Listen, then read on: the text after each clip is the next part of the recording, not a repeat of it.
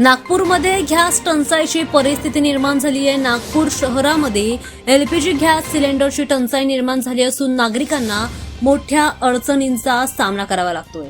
Cylinder वितरणादरम्यान झालेल्या वादानंतर delivery बॉयने काम बंद केल्यामुळे गॅस पुरवठा पूर्णपणे विस्कळीत झालाय।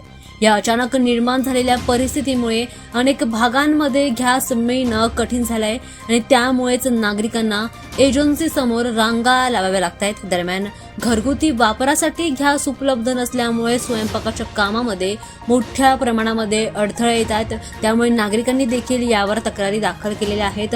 दरम्यान संताप नागरिकांनी व्यक्त केला आहे। संबंधित अधिकाऱ्यांकडून परिस्थिती नियंत्रणात आणण्याचे प्रयत्न सध्या सुरू आहेत आणि लवकरच डिलिव्हरी सेवा पुन्हा सुरू करून गॅस पुरवठा सुरळीत केला जाईल असं प्रशासनाकडून सांगण्यात येत आहे। तोपर्यंत नागरिकांनी थोडा धीर धरावा, संयम बाळगावा असं देखील सांगण्यात येत आहे।